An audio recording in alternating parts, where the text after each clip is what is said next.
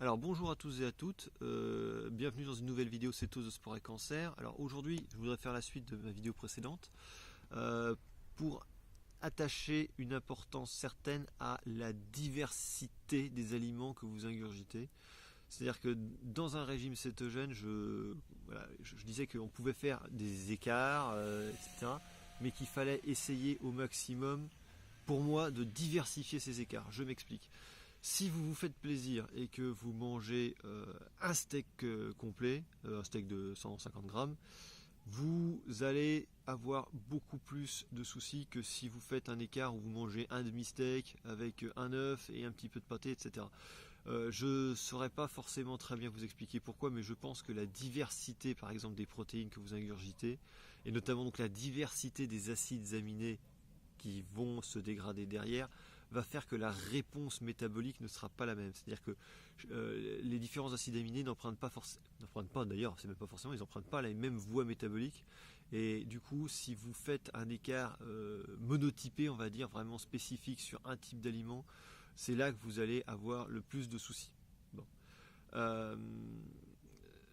Ensuite, c'est la même façon que j'ai pu observer, c'est pareil, si vous prenez 45 grammes de camembert, là vous allez avoir une réponse qui ne sera pas la même que si vous prenez 15 grammes de camembert, 15 grammes de roquefort et 15 grammes de, je sais pas moi, de sel sur chair, de fromage de chèvre par exemple.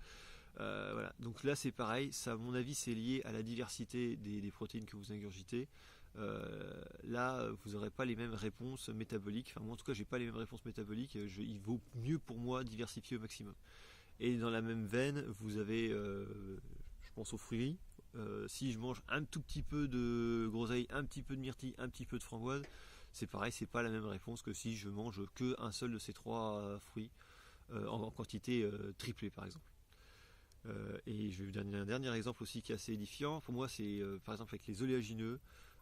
Si vous mangez de la même façon, si vous mangez 40 grammes de noix de cajou, j'ai pas la même réponse glycémique que quand je mange 10 grammes de noix de cajou, 10 grammes d'amandes, 10 grammes de noix de Grenoble et 10 grammes de noix d'Amazonie. Ça va faire, la réponse est pas la même. Donc moi, c'est vrai que je vous invite au maximum à diversifier un petit peu ces petits aliments qui constituent quand même des écarts au régime, hein, soyons clairs.